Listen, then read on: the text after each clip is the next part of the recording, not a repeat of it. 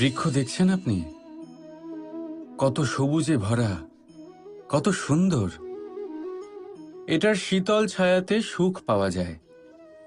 এটার ডালে বসে পাখির আওয়াজ শুনলে সমস্ত ক্লান্তি দূর হয়ে যায়। কিন্তু এই বৃক্ষ কি শুরু থেকেই এরকমই ছিল? এটা কি সবসময় এরকমই ছিল? না। প্রত্যেক বছর হেমন্তকালের নির্মম আঘাত একে সহ্য করতে হয়। এর পাতাগুলোকে শুকিয়ে মাটিতে ফেলে দেয়, কিন্তু তবু এই বৃক্ষ অটল দাঁড়িয়ে থাকে। আর তারপর যখন বসন্তকাল উপস্থিত হয়, একে নতুন জীবন দান করে যায়। এটার মধ্যে পুনরায় ছোট ছোট ফুলের কুঁড়ি দেখা যায়। এই বৃক্ষ হেমন্তের মুখোমুখি হয়েছিল, তাই আজ সবুজে ভরা। এটা পুরনো পাতার জন্য শোক পালন না করে পরিবর্তন স্বীকার করেছিল, তাই আজ আমাদের সাথে এই সুখ ভাগ করতে পেরেছে। তাই মনে রাখবেন একটা অত্যন্ত জরুরি কথা: পরিবর্তন আর কষ্ট, এটাই সংসারের সবথেকে মহান সত্য। যারা এটা স্বীকার করে নিয়েছেন, ধরে নিন তারা ধন্য হয়ে গেছেন। রাধা রাধা। সাপ, এই শব্দটা শুনলেই মনের মধ্যে এক ধারণা তৈরি হয়। বিষে ভরা, ফোঁস আওয়াজ করা এক ভয়ানক জীব। যদি এই সাপ কারোর বাড়িতে ঢুকে পড়ে, কোলাহল সৃষ্টি হয়ে যায়। লোকে সুরক্ষিত স্থান খুঁজতে থাকে, ভিড় জমা হয়ে যায় সেই সাপের প্রাণ নেওয়ার জন্য। কিন্তু যদি এই সাপ কোনো মন্দিরে দেখতে পাওয়া যায়, তাহলে কি হবে? লোকে সেই সাপের সামনে নিজের মাথা নত করবেন, প্রার্থনা করবেন, হাত জোড় করবেন, দুধ খাওয়াবেন, তাকে শিবের আশীর্বাদ মনে করবেন। তাহলে এই বিষয়ে আপনার মতামত কি? ভাবুন, মানুষগুলো সেই একই ছিল, সাপও সেই একই। তাহলে পরিস্থিতিতে এত তফাৎ কেন? কোথাও সেই সাপের প্রাণ নেওয়া হচ্ছে, আবার কোথাও সেই সাপকে পুজো করা হচ্ছে। তফাতের কারণ হলো সংস্পর্শ আর স্থান। যখন সেই সাপ শিবের সংস্পর্শে ছিল, মন্দিরের পবিত্র আবহাওয়াতে ছিল, তখন সে দেবতুল্য হয়ে উঠেছিল। নয়তো সে আমাদের কাছে শত্রুই ছিল, তাই না? তাই নিজের জীবনে সংস্পর্শ আর স্থানের চয়ন খুব ভেবেচিন্তে করুন, কারণ এই সংসার আপনার ব্যক্তিত্বের আন্দাজ আপনার সংস্পর্শ থেকেই করবে। আর হ্যাঁ, এখানে বিষয় ধনী বা গরিবের নয়, এখানে বিষয় হলো সংস্কারী আর সদাচারীর সঙ্গে। সদাচারীর সঙ্গ সবসময় সম্মানের কারণ হয়। রাধা রাধা।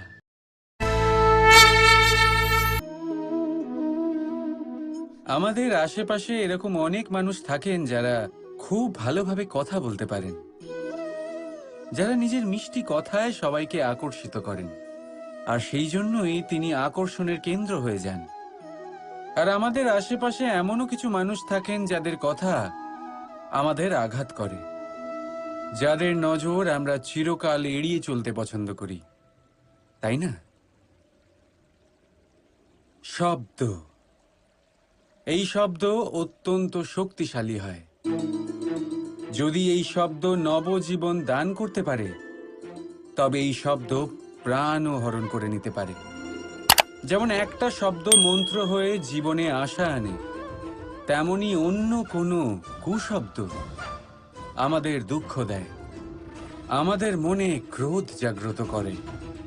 কেন? কারণ আমাদের কথা অমূল্য, আমাদের শব্দ ব্রহ্মা। তাই অত্যন্ত ভেবেচিন্তে মনের দাড়িপাল্লায় মেপে নিজের শব্দ প্রয়োগ করবেন, কারণ এই শব্দ দিয়েই শুরু আর এই শব্দ দিয়েই শেষ। রাধা রাধা।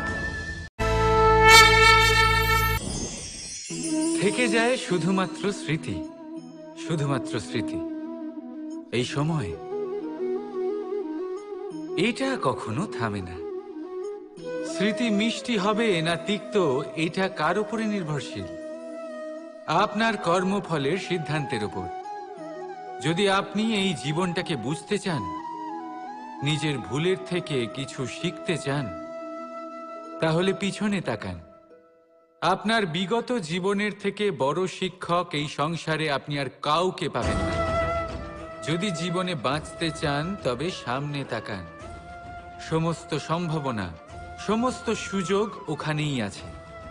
যদি নিজেকে শুধরোতে চান, নিজের ভুল সংশোধন করতে চান, মহৎ কিছু করতে চান, তাহলে আগামী সময়ের থেকে ভালো স্থান আর কোথাও পাবেন না।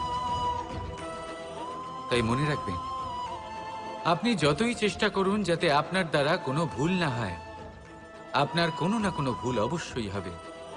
সেরকম হলে সেই ভুলের জন্য অনুশোচনা অবশ্যই করুন, তার থেকে শিক্ষাও নিন। কিন্তু সেই ভুল সংশোধন করতে কখনো ভুলবেন না। আপনার অতীতের কোনো ভুল ভবিষ্যতের একটা সুন্দর ফুলও হতে পারে। রাধা রাধা। আমরা সবাই নিজেকে স্বচ্ছ রাখতে চাই, শুদ্ধ রাখতে চাই, পবিত্র রাখতে চাই। আর দেখতে গেলে এটা হলো আমাদের কর্তব্যও বটে। এবার এটার জন্য আমরা কি না করি। যখনই আমরা সকালে উঠি, তখন উঠেই আমরা দাঁত মাজি। দিনে যখনই আমরা সময় পাই, কিছু সুগন্ধি খাদ্য খাবার চেষ্টা করি, যাতে আমাদের মুখ থেকে দুর্গন্ধ না আসে, বরং সুগন্ধ আসে। এই পা দুটো আমরা শুদ্ধ রাখার জন্য, পবিত্র রাখার জন্য যখনই আমরা বাড়ির বাইরে যাই, পাদুকা পায়ে দিয়ে যাই। আর যখন ফিরে আসি, আমরা জল দিয়ে পা ধুয়ে নিই। মনে রাখবেন, সেই ব্যক্তির মুখ হলো সব থেকে বেশি পবিত্র, যে মুখ দিয়ে ঈশ্বরের নাম নেওয়া হয়, যার বাণী হলো অত্যন্ত শুভ, যা মানুষের পথ প্রদর্শন করে, যা মানুষকে শান্তি দেয়। যদি এই হৃদয়কে আপনি পবিত্র করতে চান, তাহলে মানবতাকে বুঝতে হবে, মানুষের দুঃখগুলিকে বুঝতে হবে, তবেই এই হৃদয় পবিত্র হবে। এই পা দুটো যদি আপনি পবিত্র করতে চান, তাহলে কোনো তীর্থস্থানে যান।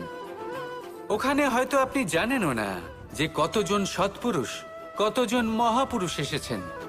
তাদের চরণের ধুলো সেখানে পড়েছে, যা আপনার চরণ শুদ্ধ করে তুলতে পারে। যদি এই হাতগুলি আপনি পবিত্র করতে চান, তাহলে এই হাত দিয়ে শুভ কর্ম করুন, দান করতে শিখুন। আর যদি এই আত্মা আপনি পবিত্র করতে চান, একটাই বিকল্প আছে, প্রেম, শুদ্ধ নিঃস্বার্থ প্রেম। এই প্রেম বিতরণ করতে থাকুন। আপনি শুদ্ধ থাকবেন, পবিত্র থাকবেন।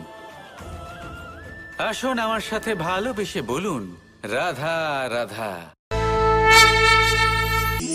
বাবার এক মিত্র ছিলেন, বড়ই দুঃখী ছিলেন, বিপদে পড়েছিলেন। কি করবেন? ব্যবসা ভালোভাবে চলছিল না, বাড়িতে শান্তি ছিল না, সমস্ত জায়গায় ক্ষতি হচ্ছিল। তাই উনি একজন জ্যোতিষীকে দেখালেন। জ্যোতিষী বললেন, আপনার যে বাড়ি আছে সেটা আপনার জন্য অশুভ, আপনার এই বাড়ি পাল্টে ফেলুন। উনি বাড়ি পাল্টে ফেললেন, তবুও ওনার সমস্যার সমাধান হলো না। তারপর একজন জ্ঞানী ব্যক্তি ওনাকে বললেন যে আপনার জামা কাপড়ের যে রং, সেটা বিপদকে আমন্ত্রণ জানাচ্ছে, এই জামা কাপড়গুলিকে পাল্টে ফেলুন। উনি সেগুলো পাল্টে ফেললেন, তাও সমস্যার সমাধান হলো না। আবার একজন জ্ঞানী ব্যক্তি বললেন যে আপনার আশেপাশে যে মানুষজন রয়েছে, তারা এটা চায় না যে আপনি সফল হন, তারা আপনার ক্ষতি চায়, তাদের সাথে সমস্ত সম্পর্ক ভেঙে ফেলুন। তো উনি সম্পর্ক ভেঙে ফেললেন, কিন্তু তাতেও ওনার জীবনে কোনো পরিবর্তন এলো না। তার মানে তিনি বাড়ি পাল্টালেন, জামা কাপড় পাল্টালেন, সম্পর্ক পাল্টালেন, যেটা পাল্টালেন না তা হলো স্বভাব। এই যে স্বভাব, এটা অত্যন্ত গুরুত্বপূর্ণ। এই স্বভাবই আপনার ব্যক্তিত্ব তৈরি করে। তাই নিজের স্বভাব শুধরে ফেলুন, তাতে ভালো পরিবর্তন আনুন, সবকিছু ভালোই হবে। রাধা রাধা। বর্ষার ঋতু যখনই আসে আনন্দ এবং উচ্ছ্বাসে মন ভরিয়ে তোলে। কখনো আপনি এটা ভেবে দেখেছেন যে এই বর্ষা যা আমাদের মনকে উচ্ছ্বাসে ভরিয়ে তোলে, সে নিজে কতটা পরিশ্রম করার পরে আমাদের কাছে আসে? নদী হোক, সরোবর হোক, সমুদ্র হোক, তাকে সূর্যের তাপ সহ্য করতেই হয়। বাষ্প হয়ে আকাশে উড়ে যেতেই হয়, আকাশে গিয়ে কঠোর শীতলতার সম্মুখীন হতেই হয়, সেই ঠান্ডা সহ্য করতেই হয়। আর তারপর এই বর্ষা আমাদের গায়ে ঝরে পড়ে, কারোর তৃষ্ণা নিবারণ করে, আবার কাউকে আশ্বাস দিয়ে যায়। সেইভাবে জীবনে যদি আমাদের কোনো বড় কাজ করতে হয়, তাহলে আমাদের কঠোর এবং নিরন্তর পরিশ্রম করতেই হবে। আর যে ব্যক্তি এই পরিশ্রম করার পরেও, কোনো একটি নির্দিষ্ট স্থানে পৌঁছে যাবার পরেও বিনম্র থাকেন, সেই ব্যক্তি অমরত্ব লাভ করেন। তিনি হলেন সেই ব্যক্তি যাকে সমগ্র সংসার ভালোবাসেন।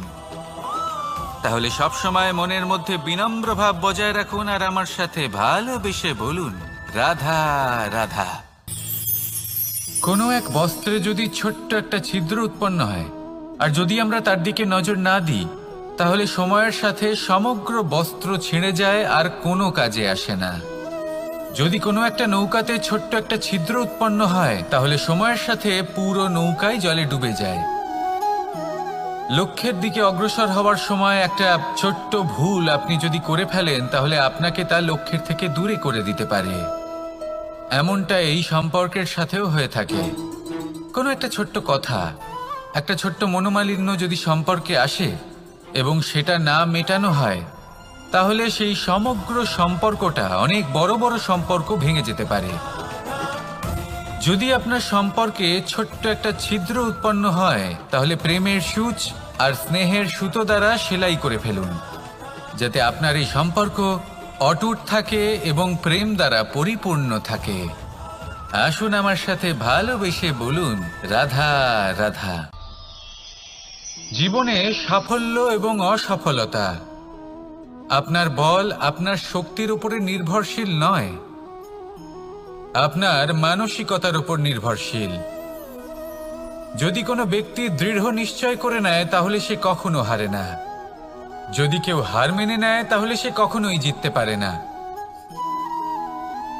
শেষ পর্যন্ত কি হয়? এই ভাবনাই সত্য হয়ে সামনে চলে আসে, আর এই ভাবনাই পরবর্তীকালে ইতিহাস রচনা করে। সেই জন্য আপনি যদি চান আপনার নাম ইতিহাসে থাকুক, তাহলে দৃঢ় হতে শিখুন। ইতিবাচক ভাবনার সাথে, পরিশ্রমের সাথে এগিয়ে চলতে থাকুন। প্রতিস্পর্ধা গ্রহণ করুন আর শুধুই এগিয়ে যেতে থাকুন। সংসারে আপনি যে কোনো উচ্চতাতেই পৌঁছতে পারবেন, কারণ ইচ্ছে শক্তি আর ভালোবাসার চেয়ে বেশি শক্তিশালী আর কিছুই নেই।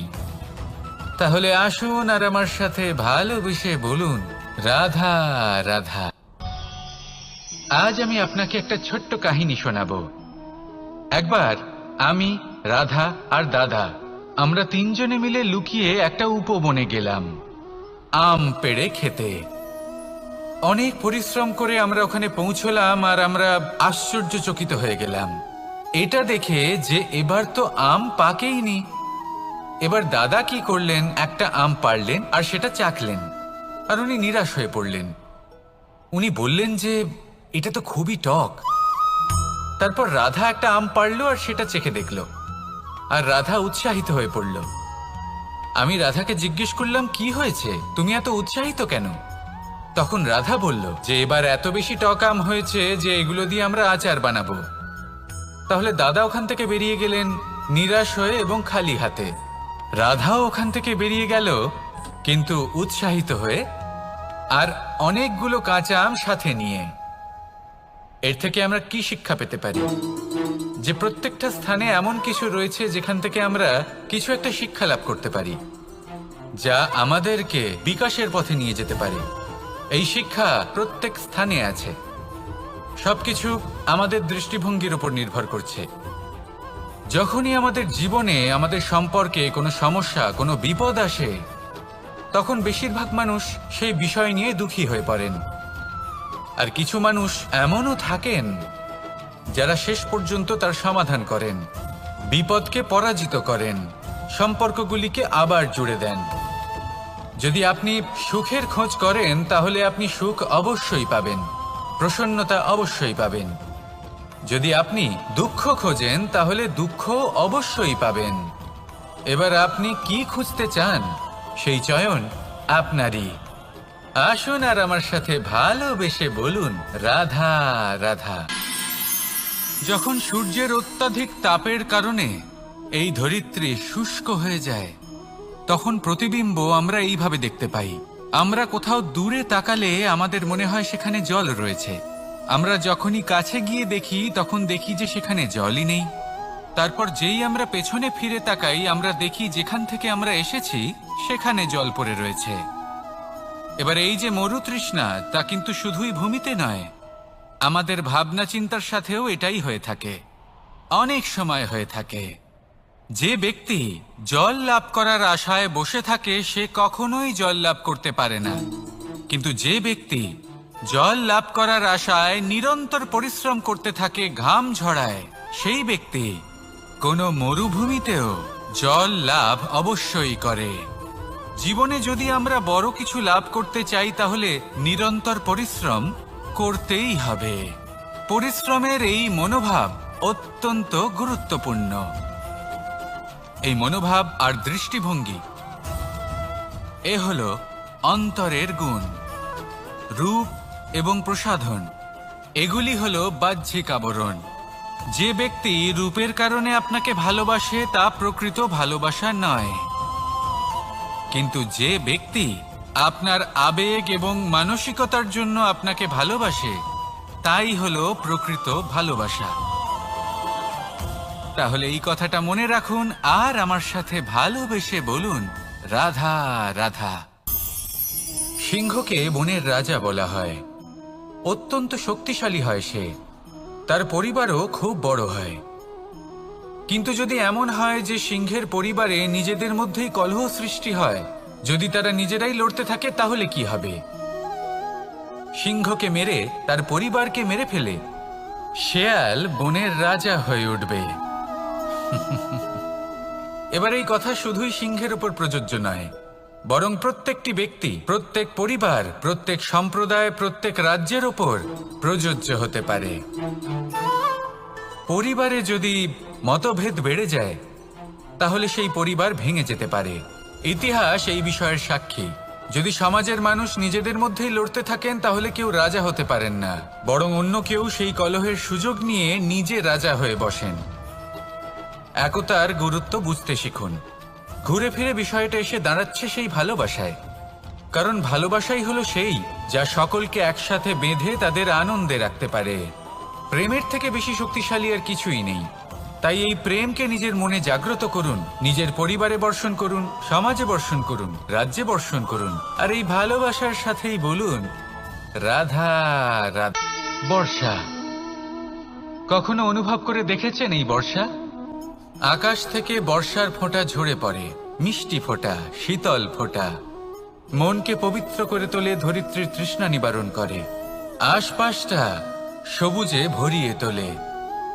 এবার এই রকম জল আমরা কুয়ো থেকেও পেতে পারি। যদি আমরা ভেবে দেখি যে বর্ষা এবং কুয়োর জলের মধ্যে পার্থক্য কি, তবে পার্থক্য আছে। পার্থক্য হলো ভাগ্য এবং কর্মের। বর্ষা হলো ভাগ্য। প্রকৃতির যখন ইচ্ছে হবে তখন বর্ষা হবে, কিন্তু কুয়ো আমরা এমনি এমনি পাই না। কর্ম এবং পরিশ্রমের দ্বারা একে প্রাপ্ত করতে হয়। এই ধরিত্রীকে খুঁড়তে হয়, অনেক ঘাম ঝরাতে হয়, তবেই আমরা একটা কুয়ো প্রাপ্ত করতে পারি। এবার এই বর্ষা, এটা সারা বছর হয় না, কিন্তু কুয়ো এটা বছরের পর বছর আমাদের তৃষ্ণা নিবারণ করে। এবার এর থেকে আমরা কি শিক্ষা লাভ করি? এটাই যে আপনি ভাগ্যের উপর বিশ্বাস রাখুন, কিন্তু নিজের কর্মের উপর আস্থা রাখুন, কারণ কর্ম এবং পরিশ্রম আপনাকে এই সংসারের যে কোনো শিখরে পৌঁছে দিতে পারে। তাহলে নিরন্তর প্রয়াস করুন, কর্ম করুন, আর আমার সাথে ভালোবেসে বলুন, রাধা রাধা। ইচ্ছে বড়ই বিচিত্র জিনিস। এই ইচ্ছে যদি তা পূর্ণ না হয় তাহলে তা ক্রোধকে জন্ম দেয়, যদি তা পূর্ণ হয় তাহলে লোভকে জন্ম দেয়, যদি সময়ের মধ্যে পূর্ণ না হয় তাহলে শোককে জন্ম দেয়, আর যদি সময়ের পূর্বেই পূর্ণ হয়ে যায় তাহলে অহংকারকে জন্ম দেয়। সকলের ইচ্ছে থাকে, আপনারও অবশ্যই থাকবে, তা অবশ্যই পূরণ করবেন। কিন্তু একটা কথা মনে রাখবেন, আপনার এই জীবন এটা কোনোভাবেই আপনার ইচ্ছে পূরণ করার মাধ্যম নয়। এ হলো ধৈর্য সাধনের এক মাধ্যম, নিয়ন্ত্রণ করার এক মাধ্যম। নিয়ন্ত্রণ নিজের কামনার ওপর, নিজের ইচ্ছের ওপর, নিজের আবেগের ওপর। কারণ ইচ্ছে এটা হলো সেই অশ্বের মতো যা একবার লাগাম ছাড়া হয়ে গেলে আপনার হাত থেকে যদি এই লাগাম বেরিয়ে যায় তাহলে তা আপনাকে সোজা বিনাশের পথে নিয়ে যেতে পারে। কিন্তু যদি আপনি একে নিয়ন্ত্রণ করতে পারেন তাহলে এটা আপনাকে সাফল্যের শিখরে অবশ্যই পৌঁছে দিতে পারে। তাহলে ইচ্ছেগুলিকে নিয়ন্ত্রণ করুন আর আমার সাথে ভালোবেসে বলুন, রাধা রাধা। আমরা আনন্দ লাভের জন্য ভালোবাসি মা বাবাকে, ভাই বোনকে, পরিবার পরিজনকে, বন্ধুকে, প্রেমিকাকে। আমরা চাই যে সকলে যেন আপন হয়ে থাকেন, আমাদের কাছে থাকেন। কিন্তু মানুষের একটা প্রবৃত্তি আছে যে তিনি যা লাভ করে ফেলেন তার মূল্য তিনি বুঝতেই পারেন না। যদি আপনার বাড়ির কাছে একটা মিষ্টি জলের সরোবর থাকে বা সুন্দর নদী থাকে তাহলে জলের গুরুত্বটা কি আপনি তা বুঝতেই পারবেন না। সেইখানে আপনি যদি কোনো একটা মরুভূমিতে যান আপনি অনুভব করতে পারবেন যে এক একটা ফোঁটা জলের কি গুরুত্ব, তার মূল্য কি। সুখের মুহূর্তে যদি আপনজনদের মনে রাখেন তবে দুঃখের মুহূর্ত নিজে থেকেই দূরে সরে যাবে।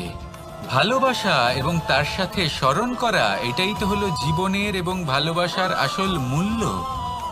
আসুন আর আমার সাথে ভালোবেসে বলুন, রাধা রাধা। একটা জলের ফোঁটাকে ফোঁটা নামে সম্বোধন করা হয়। অনেক ফোঁটা একত্রিত হলে সাগরের রূপ ধারণ করে। শুধু একটা পাতাকে পাতা বলা হয়, অন্য অনেক পাতার সাথে একত্রিত হলে তা গ্রন্থের রূপ ধারণ করে। একটা মাত্র সুতো অন্য সুতোর সাথে মিলিত হলে বস্ত্রের রূপ ধারণ করে। অনেক সংখ্যক ইট একত্রিত হলে মহলের রূপ ধারণ করে।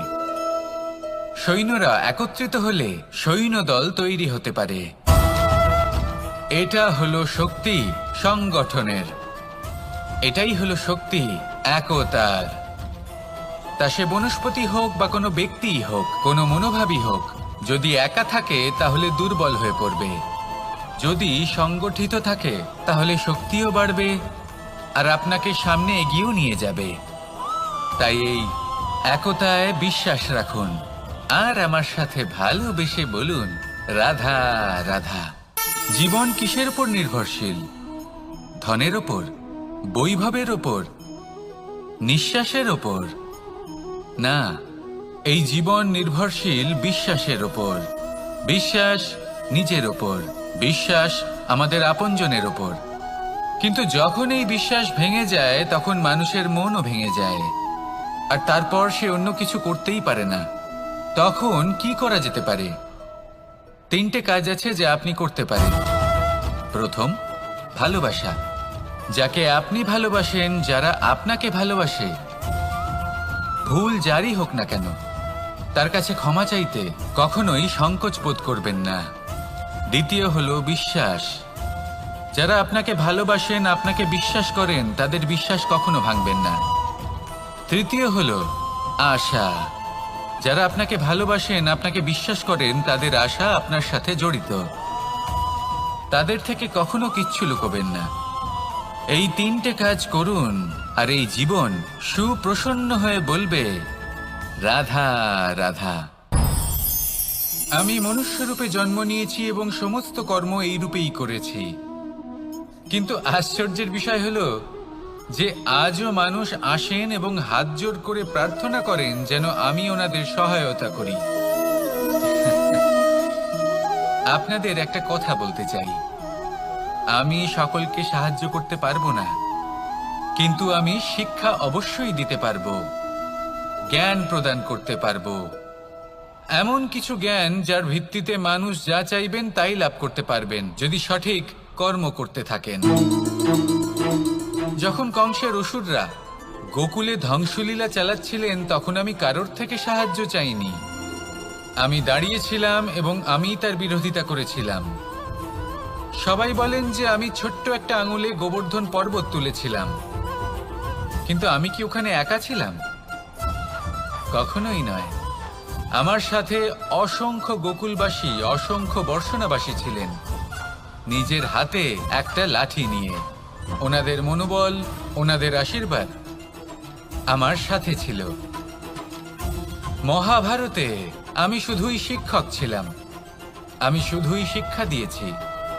লক্ষ্য সাধন করেছে অর্জুনই, যুদ্ধ করেছে অর্জুনই এবং জয়ীও হয়েছে অর্জুনই। আমি শুধুই শিক্ষা দিতে পারি। অবশেষে আপনাকে শুধু এটুকুই বুঝতে হবে যে ঈশ্বর সবকিছু করতে পারেন না, করতে হবে আপনাকে। ঈশ্বর আপনাকে আশীর্বাদ করতে পারেন যে কাজ আপনি মন থেকে করবেন সেটা অবশ্যই পূরণ হবে। সেই জন্য নিজের লক্ষ্যের পথে এগোতে থাকুন। চেতনা, বিবেক এবং পরিশ্রমের দ্বারা আপনার যা যা স্বপ্ন আছে, যা লক্ষ্য আছে, আপনি অবশ্যই লাভ করবেন। আর এই মন সুপ্রসন্ন হয়ে বলবে, রাধা রাধা। কখনো কখনো এমন হয় আমরা আমাদের বাড়ির উঠোনে বীজ বপন করি, আর তা বিকশিত হয় একটা সুন্দর বৃক্ষে। তার শাখাগুলি প্রতিবেশীর বাড়ি পর্যন্ত পৌঁছয়। ফলের বর্ষণ প্রতিবেশীর বাড়িতেও হয়ে থাকে। আর আমরা ভাবি গাছ আমরা উৎপন্ন করব আর ফল খাবেন আপনারা। এই কেমন কথা হলো? আপনাকে এই কথা বুঝতে হবে যে এসব হলো ভৌতিক বস্তু, সাংসারিক বস্তু। কখনো নিজের বাড়ির বাগানে ভালোবাসার গাছ বপন করে দেখুন। তার শাখাও প্রতিবেশীর বাড়ি পর্যন্ত পৌঁছবে, ফলের বর্ষণ সেখানেও হবে। কিন্তু সেই ফল চাইতে আপনাকে যেতে হবে না, সেই ফল দ্বিগুণ মাত্রায় আবার আপনার কাছেই ফিরে আসবে। তাই নিজের বাড়িতে আর নিজের মনে ভালোবাসার গাছ উৎপন্ন করুন। এই জীবন প্রসন্ন হয়ে বলবে, রাধা রাধা। আমাদের জীবন হলো একটা উপবনের মতো, যেখানে কাঁটাও আছে আবার ফুলও আছে। আর যদি আপনি ফুল লাভ করতে চান তাহলে কাঁটার সংস্পর্শে তো আপনাকে আসতেই হবে। এটাই জীবনের সত্য। আমাদের জীবনে, আমাদের পরিবারে, আমাদের সমাজে দেখবেন ভিন্ন ভিন্ন ধরনের মানুষ আছে। কেউ আছেন দুর্জন, কেউ সজ্জন, কেউ শত্রু হন তো কেউ মিত্র।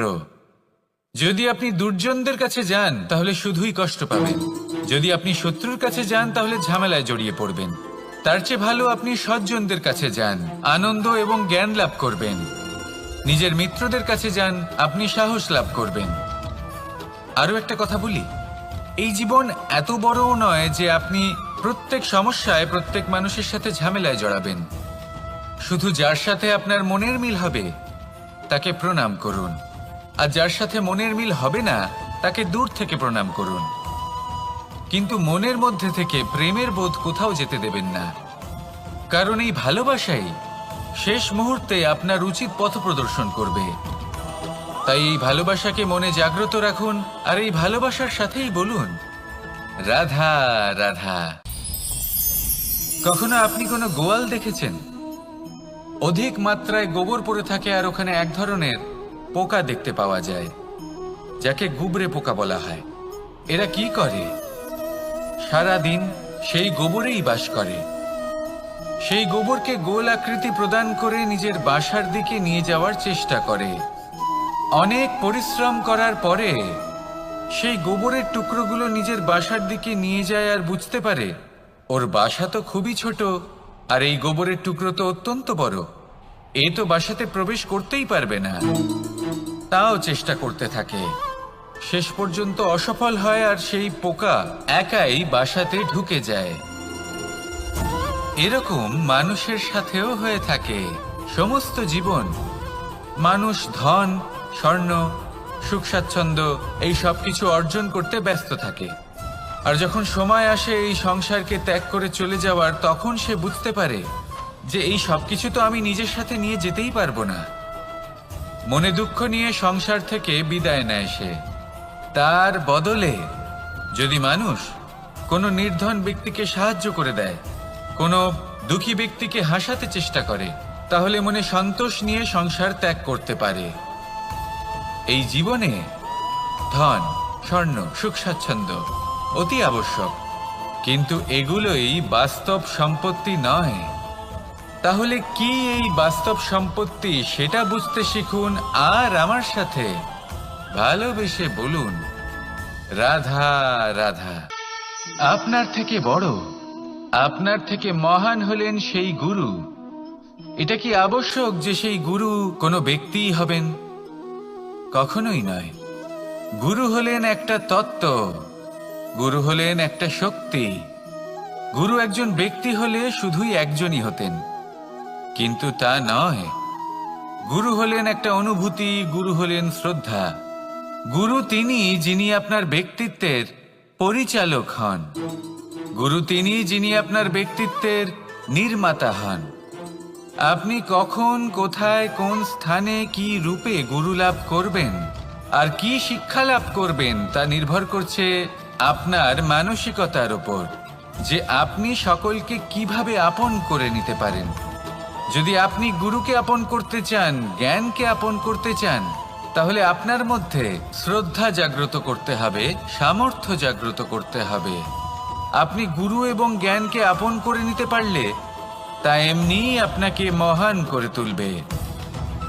তাহলে আসুন আর আমার সাথে ভালোবেসে বলুন, রাধা রাধা। সময় এবং ধন, একটা যা প্রকৃতি আমাদের দান করেন আর একটা যা আমরা নিজেরা অর্জন করি। কিন্তু যখন হারিয়ে ফেলার প্রসঙ্গ আসে, তখন আমরা এই দুই একসাথে হারিয়ে ফেলি। এই সময় যদি আপনি গুনতে থাকেন, তাহলে তা এমনিও নষ্ট হয়ে যাবে। কারণ সময় গণনা করতে আপনি যে সময় ব্যতীত করেন তা তো এমনিই নষ্ট হয়ে যায়। এই সময়কে যদি আপনি একত্রিত করার চেষ্টা করেন, তাহলে তা সম্ভব হবে না। সময়ের বিষয়ে শুধু একটাই কথা বলবো, আপনি যদি একে ব্যবহার করেন তাহলেই জীবনে বৃদ্ধি হবে। ধনের সাথেও এটাই হয়। কথায় আছে যে এই ধনের দ্বারাই ধন অর্জন করা সম্ভব। যদি আপনি এই ধনের যত্ন নেন এবং একে সামলে রাখেন, তাহলে ধন আপনাকে সামলে রাখবে। এবার সময় আমরা প্রচুর পরিমাণে পাই, কিন্তু তার অর্থ এটা নয় যে আমরা তা নষ্ট করি। বাস্তব অর্থে সময় তা অত্যন্ত মূল্যবান। এর সদ্ব্যবহার করা যদি আপনি শিখে যান, তবে এই সময়ও আপনাকে অবশ্যই অতি মূল্যবান করে তুলবে। আসুন আর আমার সাথে ভালোবেসে বলুন, রাধা রাধা। কথায় আছে যে এমন কোনো অক্ষর নেই যার দ্বারা কোনো মন্ত্র হয় না। এমন কোনো বনস্পতি নেই যা নিজেই একটা ঔষধি নয়। পৃথিবীর এমন কোনো ব্যক্তি নেই যার মধ্যে কোনো যোগ্যতা থাকে না। শুধু প্রয়োজন হলো যে ব্যক্তিকে আমরা খুঁজে চলেছি তাকে সঠিকভাবে চিনে নেওয়া। যদি তার যোগ্যতা, তার বিশেষত্ব আমরা বুঝতেই না পারি, তাহলে আর লাভ কি রইল? এই সংসারে এমন অনেক ব্যক্তি রয়েছেন যারা ছোট ছোট অসফলতার কারণে আপনাকে এটা বলে দেবে যে আপনি কোনো কাজের নন, আপনি হলেন মূর্খ, আপনি কিছুই করতে পারবেন না। এইসব কথায় কখনোই বিশ্বাস করবেন না, কারণ আপনি এবং প্রত্যেকটি জীব এই পরমাত্মা এবং এই প্রকৃতির সৃষ্টি, যা অত্যন্ত বিশেষ। যদি আপনাকে উদাহরণ দিই, তাহলে একদিকে আছে তরোয়াল, একটা বড় লম্বা তরোয়াল, যার দ্বারা যুদ্ধ করা যায়, জয়লাভ করা যায়। আর অন্যদিকে রয়েছে একটা ছোট্ট সূচ, কিন্তু যে কাজ একটা ছোট্ট সূচ করতে পারে তা একটা তরোয়াল দ্বারা সম্ভব নয়। এর অর্থ হলো এটাই যে প্রত্যেকটা রচনা অত্যন্ত অমূল্য এবং অত্যন্ত বিশেষ হয়। তাহলে বিশ্বাস রাখুন যে আপনি অত্যন্ত বিশেষ একজন, আর প্রেমের সাথে বলুন, রাধা রাধা। বাল্যকালে যখন আমি মাখন খেতাম, তখন যশোদা মায়ের আমার মাখন খাওয়া নিয়ে কোনো সমস্যা ছিল না। কিন্তু যখন আমি মাখন খেতাম, মাখন চুরি করতাম, তখন যেই প্রকারে বাড়ির পরিচ্ছন্নতা আমি নষ্ট করতাম তা নিয়ে অবশ্যই যশোদা মায়ের আপত্তি ছিল। আর হবে নাই বা কেন? কথায় আছে যে যদি আমাদের ঘর পরিচ্ছন্ন থাকে সেখানে লক্ষ্মী বসবাস করে থাকেন, তবেই সেই বাড়িতে সন্তোষ ভাব থাকবে। সেই জন্যই আমাদের যশোদা মা পরিশ্রম করে বাড়ির ভেতর এবং বাড়ির বাহির সবসময় পরিচ্ছন্ন করে রাখতেন। এবার যেইভাবে আমাদের বাড়ি, যেখানে আমাদের পরিবার বসবাস করতেন, সেইভাবেই আমাদের শরীর আর আমাদের আত্মা রয়েছে যাতে আমরা বসবাস করি।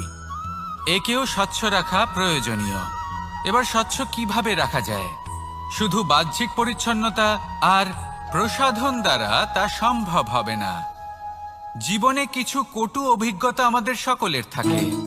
সেই কটু অভিজ্ঞতাগুলির কারণে আমাদের মন, আমাদের আত্মা মলিন হয়ে যায়। এই মালিন্য থেকে আমাদের আত্মাকে মুক্ত করা অত্যন্ত প্রয়োজনীয়। এই স্বচ্ছতা অত্যন্ত প্রয়োজনীয়। আর আমাদের এই মন মালিন্য থেকে মুক্ত হতে পারে শুধুমাত্র প্রেম এবং করুণার দ্বারা। তাই সকলকে ভালোবাসতে থাকুন আর মনের মধ্যে করুণার বোধ জাগ্রত করুন। কারণ যেইভাবে বাড়ি পরিষ্কার থাকলে তাতে লক্ষ্মী বসবাস করেন, সন্তোষবোধ বজায় থাকে, সেইভাবেই যদি মন স্বচ্ছ থাকে তাহলে তাতে সন্তোষও থাকবে, শান্তিও থাকবে। তাহলে ভালোবাসতে থাকুন, মনের মধ্যে করুণাবোধ জাগ্রত করুন আর আমার সাথে ভালোবেসে বলুন, রাধা রাধা। আপনি কখনো রেশমের কীট দেখেছেন? নিজের সুরক্ষার জন্য সে নিজের লালা থেকে একটি সুতো উৎপন্ন করে আর সেই সুতো দ্বারা নিজেকে পেঁচিয়ে নেয়, প্রকৃতি এবং অন্য জীবজন্তুর হাত থেকে সুরক্ষার জন্য। কিন্তু যখন সেই সুতো শুকিয়ে যায় তখন কি হয়? তা একটা খোলসে পরিণত হয়, এত সবল হয়ে যায় যে সেই রেশমের কীট তা ভেঙে বাইরে বেরিয়েই আসতে পারে না। শেষ পর্যন্ত এই কারণেই সে মৃত্যু লাভ করে। এবার যদি একটা প্রজাপতির কথা বলি, তাহলে প্রজাপতি কি করে? যখন সে উড়তে চায় সে নিজেই নিজের খোলস ভেঙে ফেলে, সে তার পাখনা মেলে আর তারপর সে আকাশে উড়ে বেড়ায়। এটাই হলো শিক্ষা আমাদের জন্য।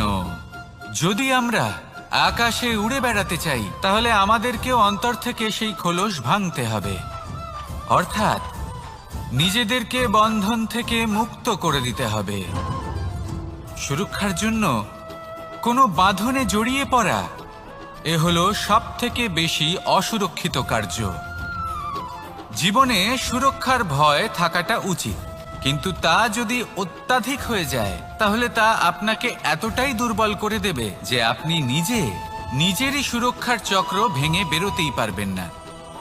যদি আপনি নবনির্মাণ করতে চান তাহলে আপনাকে নিজের এই সুরক্ষা কবচ ভেঙে বেরোতেই হবে, সাহসের সাথে পরিশ্রম করতে হবে। আর যদি আপনি এটা করতে পারেন তাহলে আপনার উড়ান কেউ আটকাতে পারবে না। আসুন আমার সাথে ভালোবেসে বলুন, রাধা রাধা। মানুষ, কোন ব্যক্তির নির্মাণ হয় কিভাবে?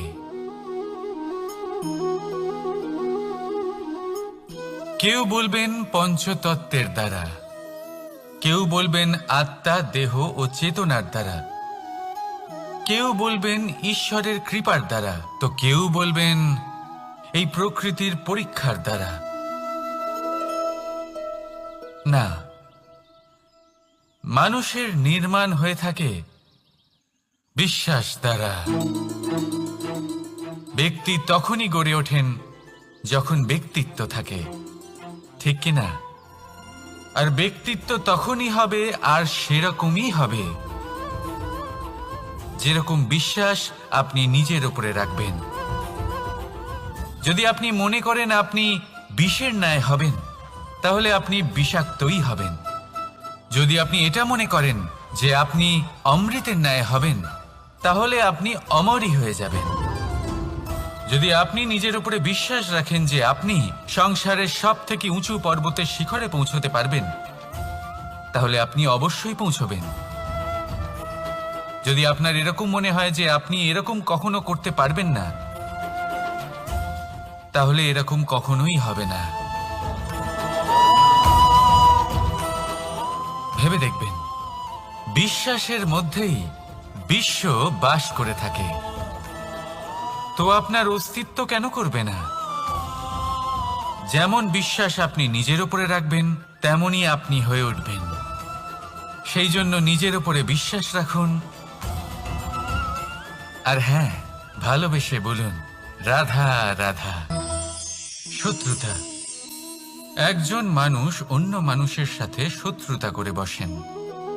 দুজন ঘনিষ্ঠ বন্ধু, এমনও এক সময় আসতে পারে যখন এনারা একে অপরের শত্রু হয়ে ওঠেন। এর অনেকগুলো কারণ হতে পারে, কিন্তু মূল কারণ হলো আলোচনা। আগে হ্যাঁ, আপনি যদি কারোর বিষয়ে আলোচনা করেন তাহলে সে আপনার শত্রু হয়ে যেতে পারে।